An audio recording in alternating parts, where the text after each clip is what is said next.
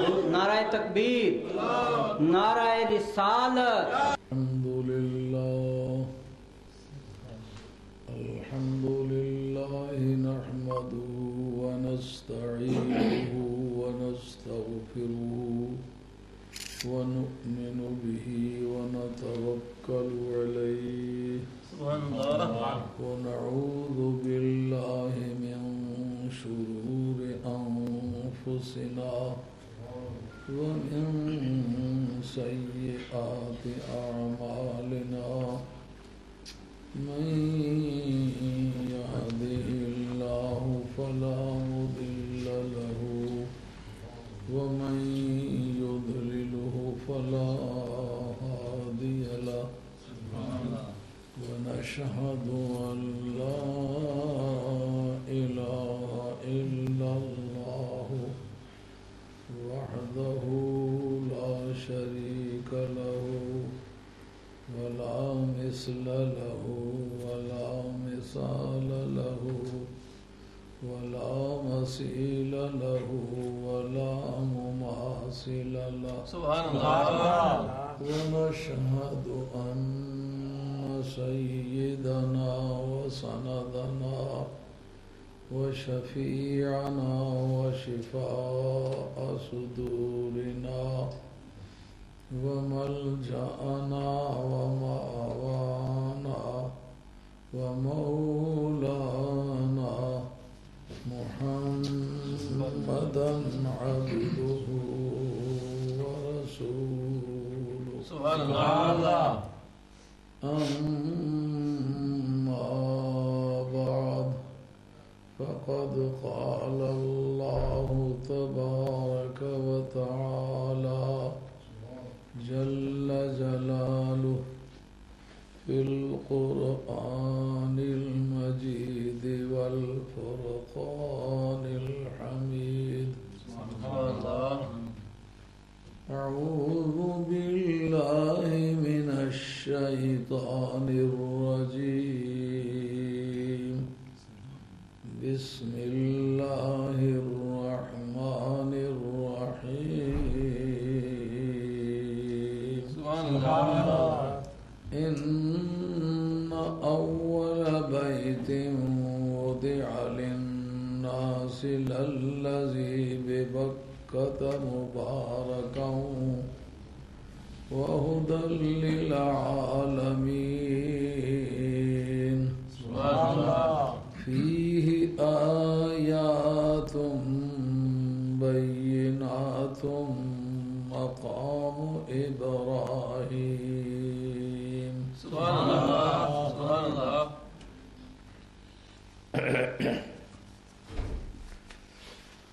صدق الله مولانا العظيم وبلغنا رسوله النبي الكريم ونحن على ذلك من الشاهدين والشاكرين والحمد لله رب العالمين. سبحان الله. الصلاة والسلام على سيدنا رسول الله وعلى آلك وأصحابك يا حبيب الله. السلام عليك يا سيدي يا رسول الله وعلى آلك وأصحابك يا حبيب الله. الصلاة والسلام عليك يا سيدي يا رسول الله وعلى أصحابك يا حبيب الله. حاضرین کرام،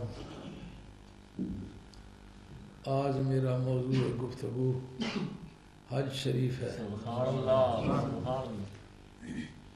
اور سال میں حج کا صرف ایک مرتبہ فرض ہونا اور زندگی بھر میں صرف ایک ہی مرتبہ اس کی فرضیت کا ہونا، ان سب میں کئی ایک اسرار ہیں۔ جتنی عبادات کی جاتی ہیں اس میں سمت کا بھی کوئی دخل ہے، اگر سمت کا کوئی دخل نہ ہو تو پھر ایک طرف منہ کرنے کی ضرورت نہ ٹھہرے۔ ایک طرف سب عالم اسلام کا منہ کرانا، یہ ایک اتنی بڑی فلسفی ہے۔ پوری روئے زمین کے دانشور قوم کے اندر اتفاق پیدا کرنے سے ہمیشہ کے لیے عاجز ثابت ہوئے ہیں، لیکن ایک دن میں 5 مرتبہ پوری قوم اور پورے روئے زمین کے کلمہ گور نام لیواؤں کو ایک طرف منہ کر کے کھڑا ہونے پر پابند کر لینا اور پہلی ہی آواز پر جھک جانا، ڈسپلن کے لیے اس سے بہترین کوئی مثال نہیں ہے۔ ایک آدمی کہے اللہ اکبر، ایک آدمی کے کہے پر پوری قوم جھک جائے اور اس میں کوئی اعلیٰ ادنیٰ کی تمیز نہ رہے۔ آ گیا عین لڑائی میں اگر وقت نماز، قبلہ رو ہو جھک گئی قوم حجاز، ایک ہی سب میں کھڑے ہو گئے محمود و ایاز، نہ کوئی بندہ رہا اور نہ کوئی بندہ نواز۔ اس قدر ڈیموکریسی اور اس قدر جمہوریت کا اور کوئی نظام عالم میں دکھاؤ۔ اس ملک میں جمہوریت کا نام بڑا کثرت سے لیا گیا ہے، اور سب سے پہلے جمہوریت کی بحث ایتھن میں چلی ہے، جہاں کا ڈیموکریٹ رہنے والا تھا۔ ڈیموکریسی اسی کے نام پر ہے اور وہ ٹیکسلے کا پڑا ہوا ہے۔ آپ کو یہ جان کے بڑی حیرت ہوگی کہ پورے مغرب کا جو فکری پیشوا ہے وہ ٹیکسلے کے کوروان و پانڈوان کے دور حکومت اور ان کے سویلائزیشن کے زمانے میں ٹیکسلا یونیورسٹی کا اسٹوڈنٹ گزرا ہے۔ ہندوستان سے وہ پڑھ کر کے آیا ہے، اس وقت اس پوری مملکت کا نام ہندوستان ہے، اور ہندو مذہب کے لوگ جو ہے وہ وہاں رہتے ہیں، وہاں سے پڑھ کے آیا ہے۔ اور سب سے پہلے بحث چلی ہے انڈیپینڈنس آف ایڈلٹس، بالغ کی آزادی، یعنی ایک عاقل بالغ آزاد کو کسی کام پر مجبور نہیں کیا جا سکتا، اس کی فری کنسنٹ شرط ہے۔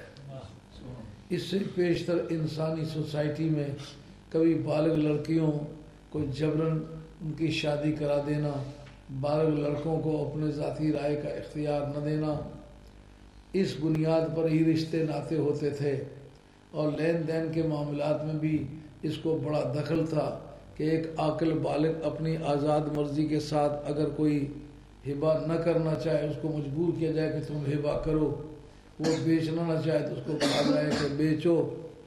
نبی کریم علیہ السلام نے دیکھا جو اس کے سود مند پہلو تھے ان کو باقی رکھا، جو زر رساں قسم کے پہلو تھے ان کو بند کر دیا۔ اس کا فائدے والا پہلو کیا تھا؟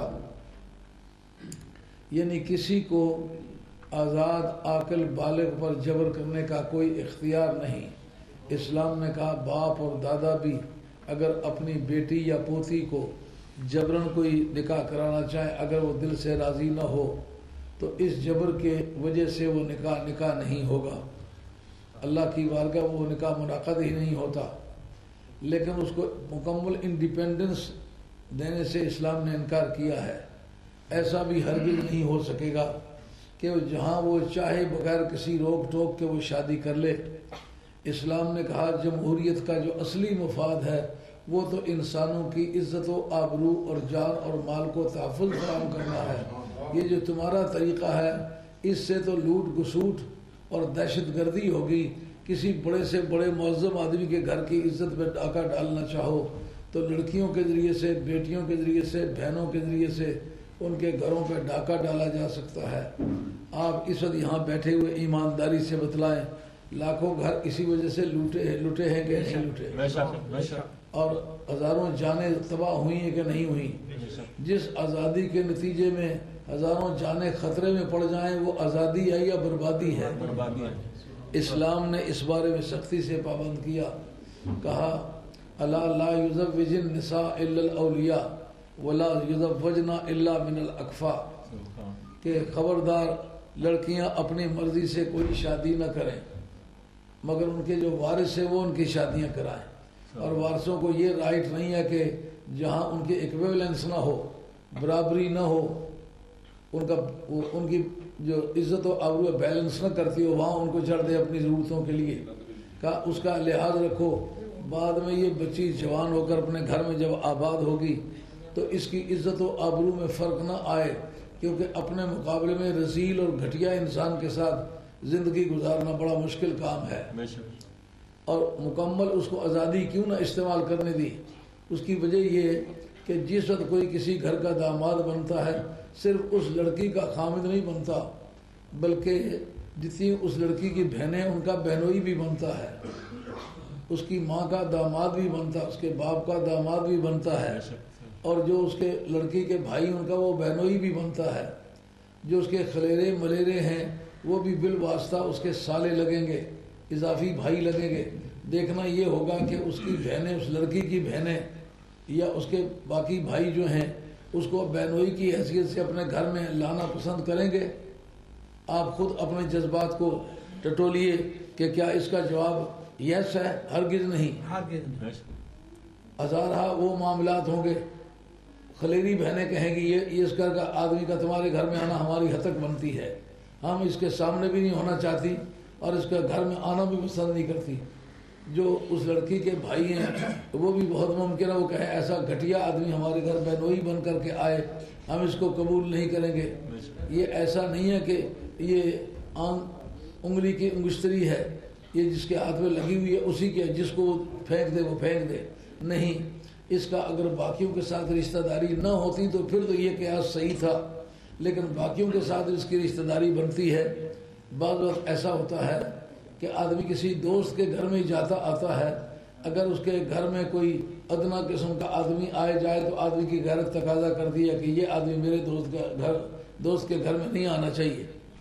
اسلام نے اس پر پابندی کی کہ جتنا اس لڑکی کے حقوق کو آزادی چاہیے جس سے اس کو تعمیری فائدہ پہنچتا ہے اتنی حد تک تو باپ کو پابند کیا، دادے کو پابند کیا، بھائیوں کو پابند کیا کہ تم جبرن اس کی شادی نہیں کر سکتے ہو، لیکن جہاں اس کی آزادی اس کے لیے بربادی کا سبب بننے والی ہے وہاں اس کو پابند کیا۔ کہا آزادی بمانے بربادی ہو تو اس پر لمیٹیشن اس کے فائدے کی چیز ہے، اس لیے اسلام نے اس کو پابند کیا ہے۔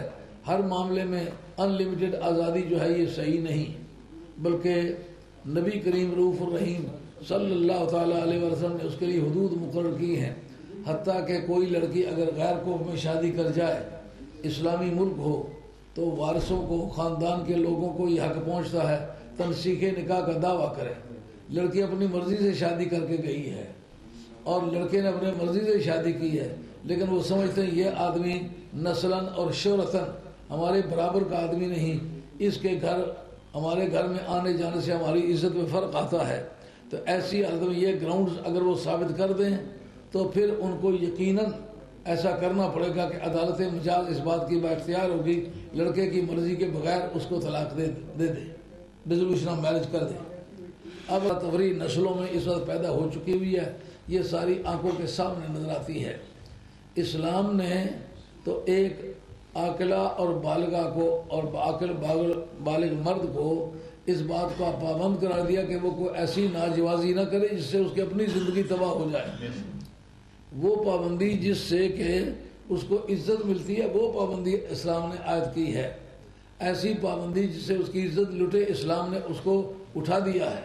کہا یہ ٹھیک ہے کہ عاقل بالغ کو اپنی ذاتی رائے استعمال کرنے کا رائٹ ہونا چاہیے، لیکن اس کے لیے یہ شرط ہے کہ جو فیصلہ کرے وہ اس کی ذات کے لیے سر دست بھی فائدے والا ہو، بعد میں آئندہ نسلوں کے لیے بھی فائدے والا ہو۔ ہزاروں جگہ آپ لوگوں نے یہ دیکھا ہے نہیں کہ نہیں کہ کئی جگہ گھٹیا قسم کے خاندانوں کے ساتھ رشتے ہوئے ہیں، آگے ان کی لڑکیوں کے رشتے اٹھانے کے لیے کوئی تیار نہیں، ان کے بیٹوں کو کوئی رشتے دینے کے لیے تیار نہیں۔ اس میں میرا تو قصور کچھ نہیں ہے، سوسائٹی کا جو عرف ہے، جو سویلائزیشن ہے، اس نے یہ مشکلات کھڑی کی ہیں، اور یہ اسلام سے پہلے سے سویلائزیشن چلی آ رہی ہے۔ ان کے ہاں یہ سلسلہ چلا آ رہا تھا کہ جس وقت کوئی گھٹیا خاندان سے شادی کرے تو اس کے آئندہ نسلوں کو بیاہ کے لیے، شادیوں کے لیے، منگنیوں کے لیے صحیح نہیں سمجھتے تھے. تو اس ان لمیٹڈ آزادی سے تو انسان کی آبرو زیر بار ہوئی ہے نا. کیوں حضرت امام حسین نے کہا انا ابن علی الحبر من آل ہاشمی. میدان کربلا میں جب این تلواروں کی دھاروں کے سامنے جوان پیش ہے اور تیروں کی بارش آ رہی ہے، انہوں نے کہا جانتے نہیں ہو میں علی کا بیٹا ہوں جو پہلوان بھی ہے، شاہزور بھی ہے، اور خدا کی زمین پر سب سے بڑا عالم بھی ہے. اور وہ کہتے ہیں وہ جدی رسول اللہ اکرم مشا، میں اس رسول کا بیٹا ہوں جس کائنات میں جو بھی پاؤں کے بل چلا ہے اس کے برابر کا کوئی نہ تھا. نعرہ تکبیر، اللہ اکبر، نعرہ رسالت، یا رسول اللہ، نعرہ حیدری، نعرہ غوثیہ، عظمت و شان مصطفیٰ، خاصہ رسول حضور مفکر اسلام. ظاہر ہے یہ کلمات نہ کوئی بم تھے نہ کوئی میزائل تھے، مگر جو انہوں نے کام کیا ہے اگر ان کے بغلوں کے ساتھ یہ سارے ہتھیار بندے ہوئے ہوتے تو یہ استقامت اور یہ جرت ان کو ملتی جو علی کا نام لینے سے ملی ہے، نبی کا نام لینے سے ملی ہے. اور کہتے وہ فاطمہ تو امی سلالہ تو احمدہ، میں اس ماں کا بیٹا ہوں جس کا نام فاطمہ ہے اور وہ نبی پاک علیہ السلام کی پشت سے پیدا ہوئی ہے. نبی پاک کی پشت سے جو سید الانبیاء ہے اس سے پیدا ہونے والی ایک ہی ماں دنیا میں گزری ہے جس کا نام فاطمہ ہے، جس کا بیٹا میں ہوں. اور میری ماں اپنی بہنوں میں بیٹھ کر کے بھی بے مثال تھی. کوئی بہن بہن ہو کر اس کے ثانی نہیں، تو اگر بہنیں بہنیں ہو کر ثانی نہیں تو بیگانہ کس طرح اس اور فرمایا وفینا کتاب اللہ انزل صادقا وفی الہدا والوحی والنور یذکروا. صرف ہم ہی میں قرآن مجید نازل ہوا ہے اور کسی کے گھر میں نازل نہیں ہوا. کتنا یعنی 25,000 جو اسلام کے جھوٹے دعوے دار ان کے سامنے کھڑے ہیں. کہتے ہیں فینا کتاب اللہ انزل صادقا، ہمارے ہی پاس اللہ کی وہ کتاب جو مکمل طور پر صادق ہے، جس کا صدق کائنات کو چیلنج کر رہا ہے. ذالک الکتاب لا ریب فیہ، جس کے ٹائٹل پیج پر یہ لکھا ہوا ہے کہ یہ کتاب زور لگا کے دیکھو اس میں کوئی شک و شبہ ثابت نہیں کر سکتے، وہ صرف ہمارے گھر میں نازل ہوئی ہے. تو یہ ایک اچھی ماں کے پیٹ سے پیدا ہونے کی وجہ سے ہے نا ایسا. اور اس طرح کی استقامت سابقہ نبیوں میں بھی کسی کی اولاد نہیں دکھا سکی. اس کا مطلب یہ کہ نسلی توارث بھی کوئی شے ہے، یعنی ورثے میں کسی کو خاندانی شرافت ملنا، رنگ ملنا، غیرت ملنا، جرت ملنا. جس طرح کی غیرت، جرت، حسن، صحت اور طاقت سوسائٹی میں پسند کرتے ہو، ایسے ہی لوگوں سے شادیاں کرو تاکہ آئندہ تمہاری نسلوں میں نسلی توارث کے طور پر آئندہ وہ ورثے میں وہ صلاحیتیں جائیں. امام حسین رضی اللہ تعالیٰ عنہ نے کہا ہے کہ میں بہت نمازی ہوں، میں بہت پرہیزگار ہوں، میں بہت اچھا واعظ کر سکتا ہوں، بہت اچھی تقریر کر سکتا ہوں. ان کے اندر جو سب سے زیادہ سپیریئر کوالٹیز تھی وہ اپنے نسب کی تھی، اس لیے انہوں نے ذکر کیا. اگر نسلی توارث کوئی شے نہ ہو، ان سے پوچھا جا سکتا ہے فاطمہ تو فاطمہ تھی، تم کون ہو؟ انہوں نے یہ کہا کہ جو خون نبی پاک علیہ السلام کا جناب سیدہ فاطمہ میں آتا ہے وہی مجھ میں آیا ہے. اس لیے نبی پاک علیہ السلام کے خون کی طہارت کے جو نقشے سرکار کی ذات میں موجود تھے ان کا ریفلیکشن مجھ سے بھی تمہیں ملے گا. آئندہ جتنے لوگ بھی پیدا ہوئے انہوں نے یہ بات مانی ہے کہ نسلی توارث ایک شے ہے. آپ کو یہ بات سمجھ آ رہی ہے نہیں آ رہی؟ مجھے پتہ چلنا چاہیے بات میری جو ہے وہ آپ کی سمجھ میں آ رہی ہے کہ نہیں آ رہی. جب بات سمجھ میں آئے تو ریسپانسو ایٹیٹیوڈ اور طرح کا ہوتا ہے، نہیں تو ایسا پتہ چلتا ہے شاید ختم شریف پڑھنے لگے ہیں. نسلی توارث ایک شے ہے، یعنی جو باپ کے اندر خوبی پائی گئی ہے وہ بیٹے کے اندر پائی جائے، جو باپ کے اندر عیب پایا گیا تھا وہ بیٹے کے اندر پایا جائے، جو ماں کے اندر خرابی تھی وہ آئندہ اولاد میں اس کی بیٹیوں میں پائی جائے، جو نانی میں خرابی تھی آئندہ نواسیوں میں پائی جائے. یہ پروردگار کا ایک قانون ہے، اگر اس کے خلاف کہیں ہوا ہے تو وہ قدرت خدا بندی ہے. نوح علیہ السلام کا بیٹا اگر کافر نکل پڑا تو یہ اللہ تعالیٰ کی قدرت کی مثال ہے. لیکن حسین نبی پاک کی گود سے اٹھ کے سر نیزے پر چڑھ گیا، اس عزم کا پھر اعادہ کیا۔ یہ قانون قدرت ہے، یہ نارمل ریٹ نہیں ہے، یہ خدا کی قدرت کا نمونہ نہیں، خدا کے قانون کا نمونہ ہے۔ اچھوں سے اچھے پیدا ہوں خدا کا قانون ہے، اچھوں سے برے پیدا ہوں خدا کی قدرت ہے۔ اللہ کی قدرت کا انکار نہیں کیا جا سکتا۔ آپ کو نسلی توارث کے بارے میں عرض کروں، سب سے پہلی مرتبہ جس آدمی نے جمہوریت پر گفتگو کی ہے، ڈیموکریٹ، اسی آدمی نے پہلی مرتبہ نسلی توارث دریافت کیا ہے۔ اور یہ بھی ایتھنی کی بات ہے۔ ایک نیگرو تھا، اس نے وہاں سے شادی کی، اور وہاں کی بیگم جو تھی وہ سفید گوری تھی، کرمزی رنگ کی تھی۔ یہ جو گورا رنگ ہے نا، اس کو اردو ادب میں کرمزی رنگ کہتے ہیں۔ تو وہاں کی کرمزی رنگ کی عورت تھی، اس سے اس نے شادی کی۔ بچے جتنے پیدا ہوئے سب گورے گورے پیدا ہوئے، کوئی بھی کالا نہیں پیدا ہوا۔ اس نے اس وقت کی کسی سوسائٹی میں یہ دعویٰ دائر کیا کہ اس میری بیوی کو کہو وہ ثابت کرے کہ اس نے کوئی بدکاری نہیں کی۔ اس وقت کا جو کوئی راج الوقت مذہب تھا، اس کے مطابق اس نے قسم وغیرہ کھائی کہ میں نے کوئی ایسی خیانت نہیں کی۔ مرد کو ماننا پڑا کہ اس عورت نے جو مجھ سے کہا وہ ٹھیک کہا ہے، لیکن اس کے دل میں کھٹکا باقی رہ گیا۔ انہوں نے کہا اگر یہ سارے میرے بچے ہوتے، ان کا کسی کا بال بھی میری طرح نہ ہوتا، دانت بھی میری طرح نہ ہوتے، ہونٹ بھی نہ ہوتے، کوئی ناک نقشہ میری طرح کا نہ ہوتا، یہ سارے بال سیدھے، ان کے میں نیگرو ہوں، میرے بال جو ہے وہ وفرا جس کو کہنا چاہیے، ایفرو انگریزی میں ان کو کہتے ہو، ان کو عربی میں وفرا کہتے ہیں، اس طرح کے ایفرو ہوتے، ایسے کھڑے کھڑے بال ہوتے، نہ بال ان کے اس طرح کے، نہ ناخن ان کے اس طرح کے، نہ قد قامت ان کا اس طرح کا۔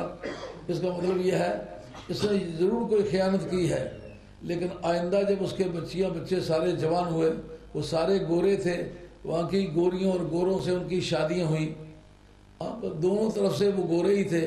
اب اولاد گوری ہونی چاہیے تھی، لیکن اس کے پوتیاں پوتے، نواسیاں نواسے جس طرح کوئلے ہوتے ہیں، کالے کالے پچنگ، اس بیوی سے اس نے معافی مانگی۔ اس نے کہا میں مانتا ہوں کہ تو ٹھیک تھی، تم غلطی پر نہیں تھے۔ وہ جو جینز ہیں کبھی ریسیسو ہو جاتے ہیں، کبھی ڈومیننٹ ہوتے ہیں، تو کبھی ڈومیننس کی وجہ سے وہ نسلی توارث جو ہے وہ ظاہری اسکن پر چلتا رہتا ہے، کبھی ریسیسو ہو جاتے ہیں تو پھر دوسرے طرح کے جو جینز ہیں وہ غالب آ جاتے ہیں۔ اس وقت میرے جو تھے وہ ریسیسو تھے، تیرے ڈومیننٹ تھے، اس لیے اولاد جو ہے وہ تجھ پر چلی گئی ہے۔ اس سے یہ بھی ٹریس ہوا کہ جو سرکار کا فرمانا ہے المہدی منا آل البیت، امام مہدی آخر الزمان جو قیامت کے قریب چل کے پیدا ہوگا وہ بھی ہم آل بیت میں سے ہوگا۔ اس کے وہ جینز جو مجھ سے چلے ہیں وہ اس میں ورک کر رہے ہیں۔ تو نسلی توارث ایک حقیقت ہے۔ جتنے بھی نوجوان لوگ اس بیماری میں مبتلا ہوتے ہیں، راستے میں جاتی جاتی لڑکیوں کو وہ گرفتار کر لیتے ہیں، خود بدکاریاں کرتے ہیں، ان کو بدکاری پر آمادہ کرتے ہیں۔ ان کو یہ نہیں پتا کہ آئندہ یہ نسل کس طرح کی ہوگی۔ اگر یہ سوال آئے کہ تم ایک دانشور ہونے کی حیثیت سے بتاؤ آئندہ اس لڑکی کی اولاد کس طرح کی ہوگی، کہا جس طرح کی یہ لڑکی خود ہے اس کی بیٹیاں اسی طرح کی ہوں گی۔ یہ بات معاشرے نے پہلے تسلیم کی ہوئی ہے، اگرچہ کتابوں میں نہ بھی لکھی ہو۔ بڑے پرانے وقت کی ایک کہاوت مشہور ہے کہ ایک آدمی عورت اغوا کر کے لے جا رہا تھا، تو اس مرد نے کہا ہمارے پاس بھاگنے کا کوئی ذریعہ نہیں۔ اس کے باپ نے گھوڑے رکھے ہوئے تھے، ان میں سے ایک گھوڑی بچھیری تھی جس کو ابھی وہ لدو نہیں بنا تھا، انہوں نے کہا یہ تیار کر لیتے ہیں، اس کو لے چلتے ہیں۔ آگے کسی ندی نالے پر گئے تو وہ عورت کہنے لگی رک جاؤ یہاں، اس سے اترتے ہیں۔ ان کا کیوں اترتے ہیں؟ ان کا یہ پانی میں بیٹھ جائے گی۔ انہوں نے کہا جب اس سے پہلے اس پر سواری کا کوئی تجربہ ہی نہیں تو بیٹھے گی کیوں؟ انہوں نے کہا چونکہ اس کی ماں جو تھی اس کا ہمارا تجربہ ہے کہ وہ پانی سے گزرتے ہوئے۔ اس کا مطلب یہ ہے کہ اپنے اقربا میں شادیاں کرنا جو ہے یہ سود مند بات ہے۔ حتیٰ کہ اسلام نے جس وقت یہ پابندی عائد کی کہ ہر کلمہ پڑھنے والا جب اس کے پاس مالی وسائل بن جائیں تو وہ حج کے لیے پوری زندگی میں ایک مرتبہ ضرور جائے، اس وقت یہ سوال پیدا لڑکیاں بھی جائیں عورتیں بھی جائیں؟ کہا جس سے مردوں پر حج فرض ہے عورتوں پر بھی فرض ہے۔ کہا کس وقت فرض ہے؟ کہا جس وقت اس کے پاس آنے جانے کا مکمل بندوبست ہو، ایک دوسرا یہ اس کے ساتھ کوئی محرم ہو۔ یہ مولا کریم تیرے گھر جا رہی ہے، عبادت کے لیے جا رہی ہے، اس میں تو کوئی بدی کا چانس نہیں ہے۔ رب کہتا ہے جب کہ بہت مقدس مقام پر جا رہی ہے، میں اس کی عزت کو آج بھی خطرے میں نہیں ڈالنا چاہتا، میں چاہوں گا اس کا محرم اس کے ساتھ ہو۔ محرم کون ہے؟ جس کے ساتھ نکاح ہوا بھی نہیں اور کبھی ہو بھی نہیں سکتا۔ خامد کو محرم نہیں کہتے، خامد خامد ہے۔ محرم کی یہ تعریف ہے، اس کے ساتھ کبھی نکاح ہوا بھی نہیں، آئندہ کبھی ہو بھی نہیں سکتا۔ ایسا بندہ جس کے ساتھ نکاح اس کا نہیں ہے اور آئندہ بھی نہیں ہو سکتا، اس کے لیے بھی شرط ہے وہ کسی ایسے مذہب کا آدمی نہ ہو جس میں بہنیں اور بیٹیاں مباح ہوتی ہیں، یا ایسا بے دین آدمی بھی نہ ہو جس کو بہو بیٹی کی تمیز نہیں، مثلا شرابی ہے تو شراب کے نشے میں وہ بہو بیٹی کی تمیز نہیں کر سکتا، کہ ایسے کے ساتھ حج کرنے کے لیے وہ نہیں جا سکتی۔ کیوں نہیں جا سکتی؟ عبادت کے لیے جا رہی ہے، وہ بھی عبادت کے لیے جا رہا، کہ عبادت کے مقابلے میں اس کی پاک دامنی کو ہم زیادہ اہمیت دیتے ہیں۔ حج کرنے کے لیے لے جاؤ، مگر پہلے اس بات کا احتیاط کرو، اچھی طرح تم شور کر لو کہ اس کی پاک دامنی متاثر نہیں ہوگی۔ اسلام نے تمام معاملات میں جو پابندیاں کی ہیں وہ انسان کی عزت و آبرو کے لیے کی ہیں، اور چند مقامات پر ہم نے ایسے دیکھا کہ کچھ عورتیں حج کرنے کے لیے گئیں، وہیں سے اغوا ہو کے چلی گئیں۔ اسلام نے یہ پابندی کیوں عائد کی ہے؟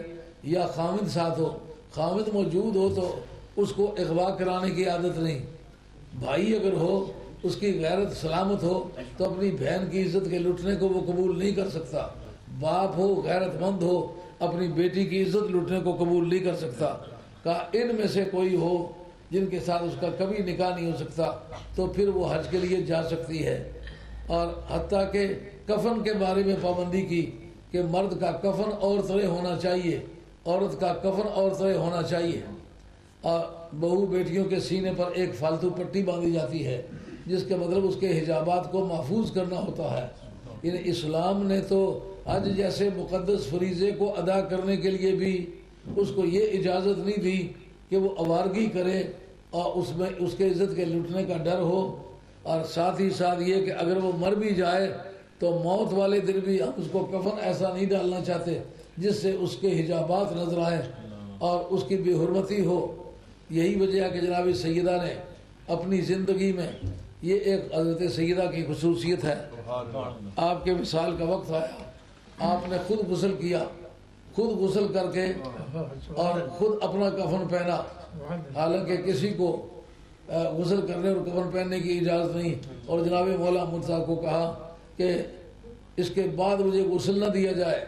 کیوں؟ غسل کوئی عورت دے گی، اس نے کسی غیر محرم کا ہاتھ لگایا ہوگا تو اس سبب سے میری باڈی تک اثر پڑے گا۔ اب نقل کرنی ہے تو ان کی کرو جو پاس ہوئے، فیل ہونے والوں کی نقل کیوں کرتے ہو؟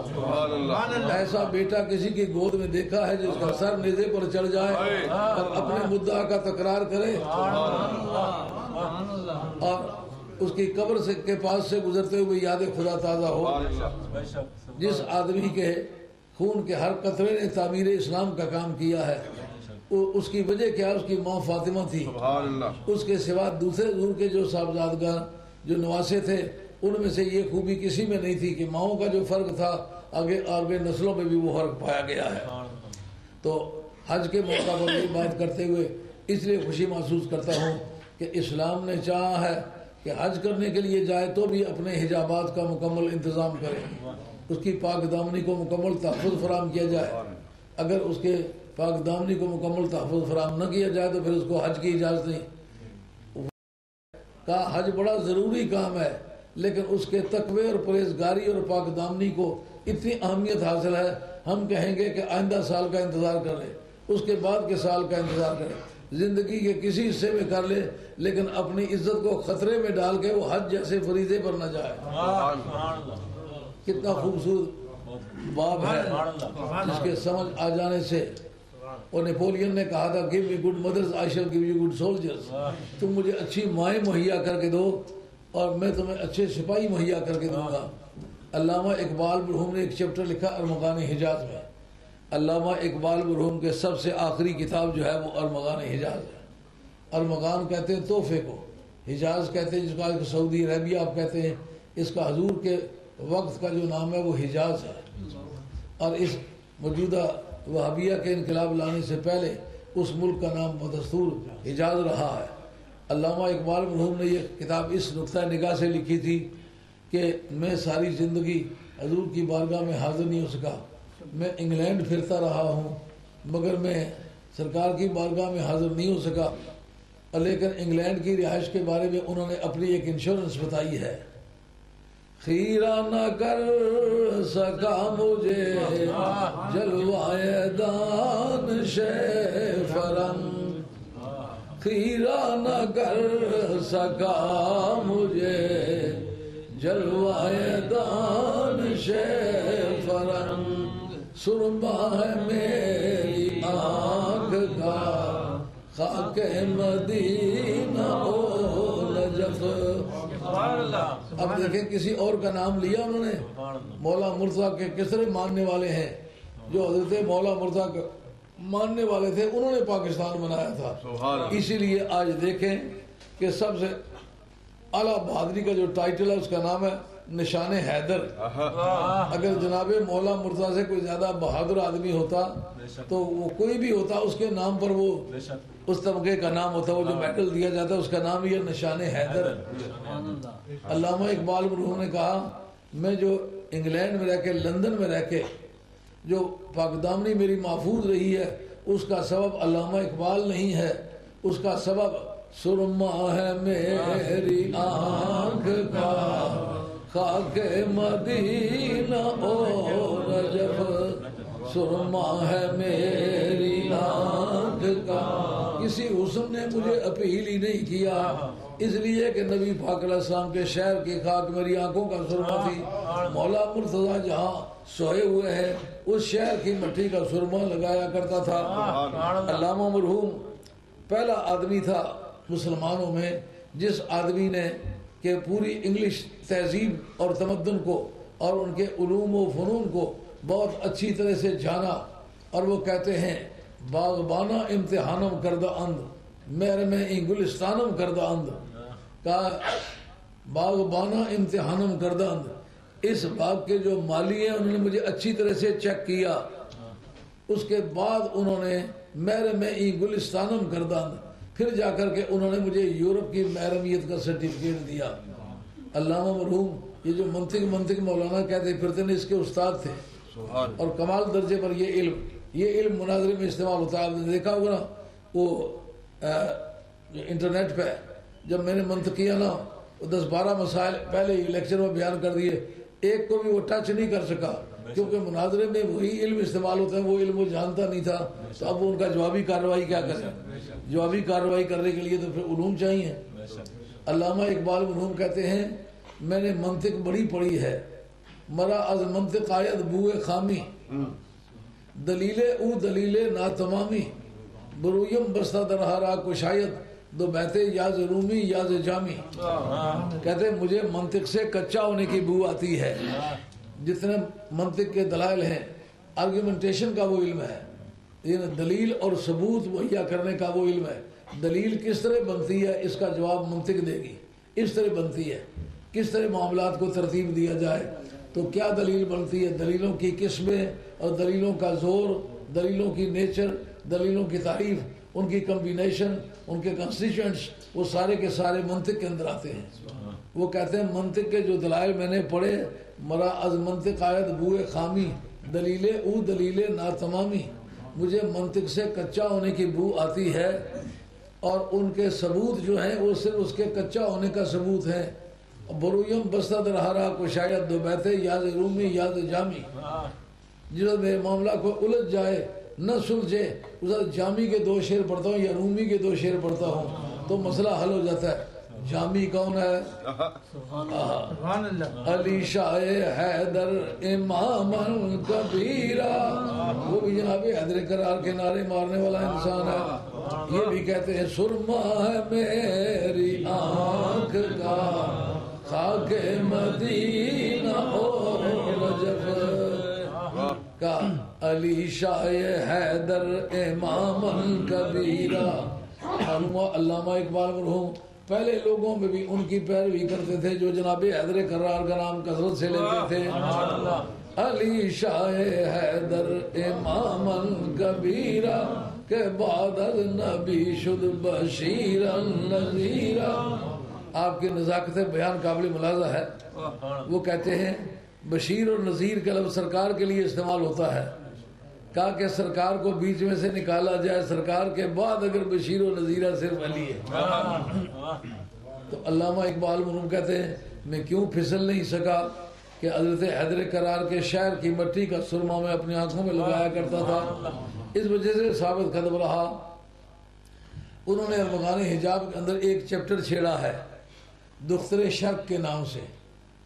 مشرقی لڑکی, یعنی اپنے وطن اور ملت کی بیٹیوں کو خطاب کر کے کہتے ہیں بحال اے دخترک ای دل بریہا مسلمان زبد کافریا. اے مسلمان بیٹی, یہ کلر کریم, یہ لیپے پوتے, بن سور کے منڈیوں میں جانا, یہ تیرا حسن تیرے خامد کی وراثت ہے, یہ صرف اس کو ملنا چاہیے, یہ زینت بازار نہیں ہے. تم پابند رہو, دیکھو تم کس کی امانت ہو, جس کی امانت ہو اس میں خیانت نہ کرو. خامد تیرا کبھی اس کو پسند نہیں کرے گا کہ تو بن سور کے غیروں کے ساتھ باتیں کرتی پھرے, منڈیوں میں جا کے گھومے. علامہ اقبال مرحوم کہتے ہیں بحال اے دخترک ای دل بریہا مسلمان زبد کافریا. اے مسلمان, یہ کافرانہ ادائیں, اے مسلمان بیٹی, یہ تجھے جچتی نہیں ہے. بقرآن باز خاں اہل نظر را شام بابرو آور سہر را. اے مسلم بیٹی, تو ہماری ذلت اور زوال کی شب تاریخ کو کمال کے نصف النہار سے بدل دے. اور اس کا طریقہ کار کیا ہوگا؟ تو اٹھ اور قرآن کی دعوت دینے کی ذمہ داری کو تو قبول کر. قرآن باز خاں اہل نظر را, تو اہل نظر کو قرآن کی دعوت دے. مسلمان بیٹی حیران ہوئی, یہ تو مولویوں کا کام ہے, میرا کام تو نہیں. علامہ مرحوم نے ایک تاریخی چپت مار کے جگا دیا پوری ملت کو. کہتے ہیں تم دانی کے سوزے قرأت تو دیگر گو کرد تقدیر عمر را. عالم اسلام کا فاتح اعظم جس کا نام ہے فاروق اعظم, وہ تیری کمائی ہے. تو نے قرآن مجید پڑھا تو اس کا کفر ٹوٹا, آیا تھا قتل کرنے کے لیے, لیکن سرکار کی بارگاہ میں کچھ تائی محبت ہو کر کے رہ گیا. لیکن وہ تیرا گداز قرت تھا جس سے اس کے مقدر بدلے تھے. تو علامہ اقبال مرحوم نے یہ جو کتاب لکھی اس کا نقطہ نگاہ ان کا یہ تھا کہ میں یہ کتاب لے کے چلتا ہوں سرکار کی بارگاہ میں بطور ہدیے کے عرض کروں گا. لیکن وہ سمجھتے ہیں میں اونٹنی پر سوار ہوں, ساربان نے میری اونٹنی کی مہار پکڑی ہوئی ہے. وہ کہتے ہیں بغیر ہے ساربان راہ درازے مرا شوق جدائی تیز تر کن. اے ساربان کوئی لمبا سا راستہ اختیار کر لو کہ نہ یہ راستہ ختم ہونے پائے اور نہ میں مدینہ شریف پہنچنے پاؤں, اور نہ یہ جلن اور تب و تاب اور سوز و گداز جو میرے سینے میں اس وقت موجود ہے یہ ختم ہونے پائے. یا رب دعائے وصل ہرگز نہ ہو قبول, پھر دل میں کیا رہے گا جب حضرت نکل گئی.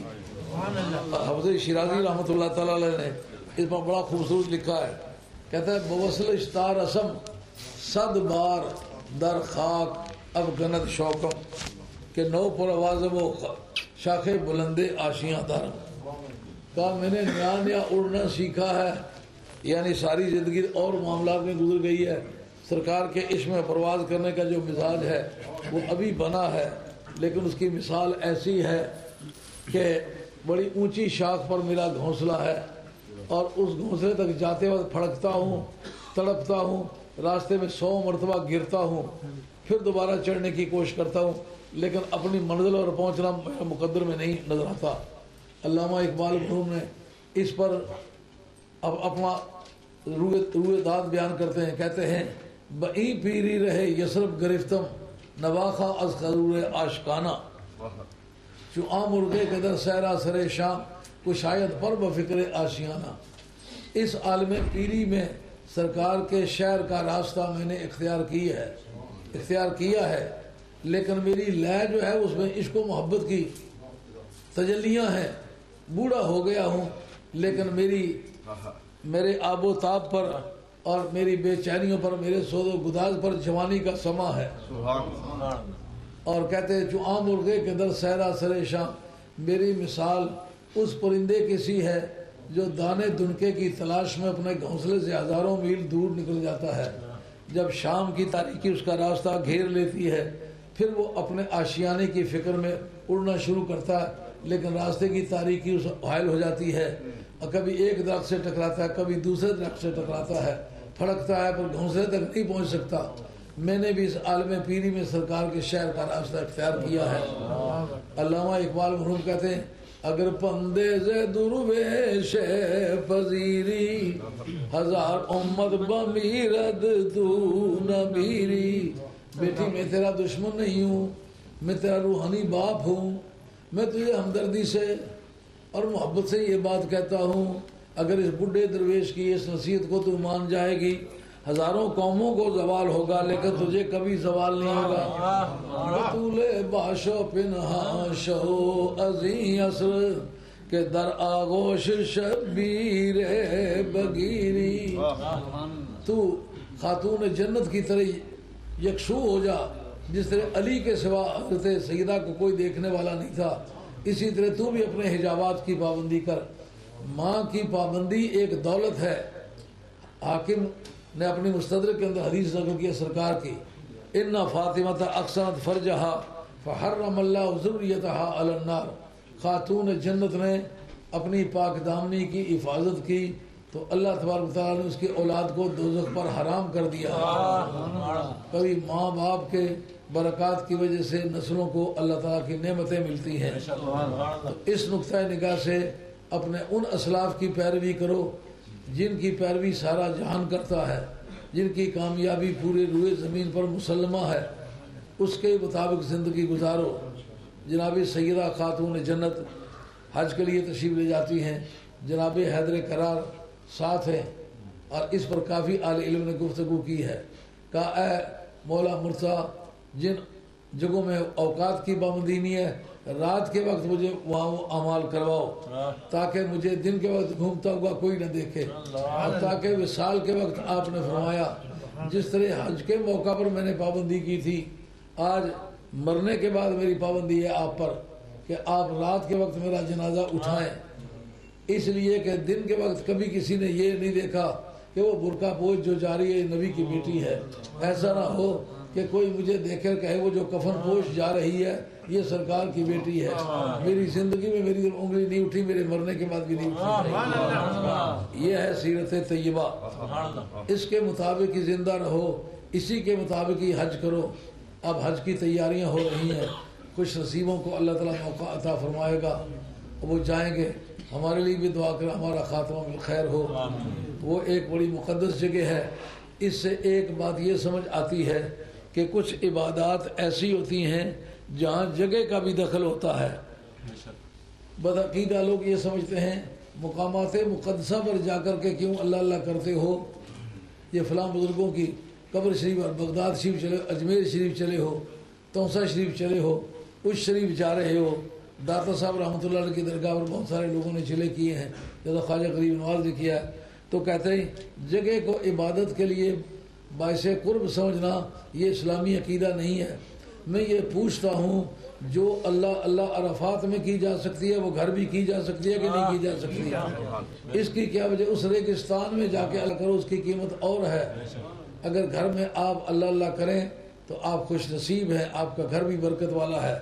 مگر پوری زندگی میں نفل پڑھنا اپنے گھر میں فرض کبھی نہیں ہوگا، نفل ہوگا. لیکن ایک مرتبہ عرفات کے میدان میں کھڑے ہو کر اللہ کی بارگاہ میں لبیک کہنا اور اس کی بارگاہ میں حاضری دینا یہ فرض ہے. کروڑوں روپے کی لاگت آتی ہے صرف اس میدان میں. کیا وجہ ہے؟ اس کی وجہ یہ ہے کہ حضرت آدم علیہ السلام جب جنت سے نکالے گئے تھے تو بیوی میاں کی ملاقات عرفات کے میدان میں ہوئی تھی. اب ان کی اس ملاقات کی قیمت کیا بنی؟